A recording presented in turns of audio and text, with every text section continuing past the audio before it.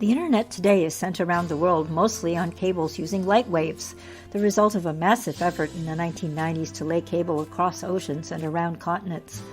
The technology which makes this possible is called fiber optics, a term coined in the 1950s by its inventor, Indian physicist Narinder Singh Kapani.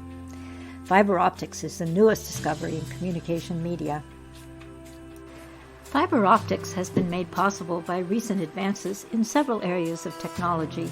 The first of these was the ability to produce ultra-pure strands of silica glass that may be less than the thickness of a human hair. A fiber optic cable may contain a few to many hundreds of these strands. Plastics can be used for optical fiber but are slower and only used for distances up to a few hundred feet. The second technological advance was a light source that would minimize signal loss.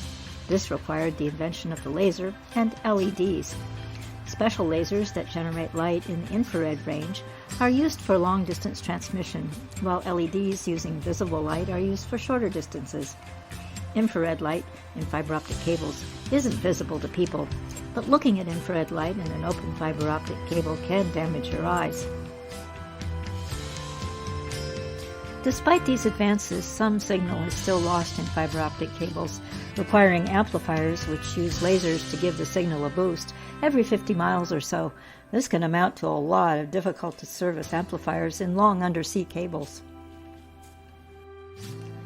Splicing fiber optic cable involves carefully joining each individual fiber strand, either by heat fusion or mechanically. Fusion splicing machines are the most effective way to splice fiber optic cable, but they are expensive. Fiber optic cable has many advantages over copper cable. Data can be sent over wider bands, allowing larger amounts of data per unit time. Fiber is immune to interference from other electromagnetic sources and noise from the environment, isn't harmed by lightning, and can't be tapped into. The big disadvantage of fiber optic networks is expense. That's why most of the effort has been put into long undersea cables, where the advantages of fiber optics makes the expense worthwhile. Newport Wireless Mesh is a volunteer-run 501c3 nonprofit providing free to low-cost internet to our low-income neighborhood in northern Vermont. Our gateway service is provided by Consolidated Communications through a dedicated fiber optic line. Though this service is more expensive than home or business internet, our wireless network uses bandwidth efficiently to deliver internet for laptops, phones, and streaming TV for dozens of households. And there is no cost for the transmission medium, the air. See our website below to find out how you can donate to help us develop affordable community wireless internet.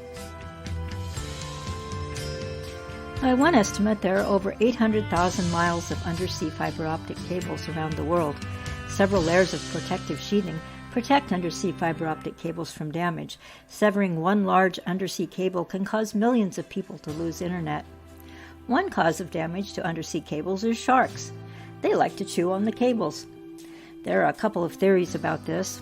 One is that because sharks have electromagnetic sensors that help them find prey, they think the cables are food. Another theory is the sharks are just curious. Stay tuned for the next video on fiber optic communication. Like and subscribe, and amaze your friends with how much you know about the internet.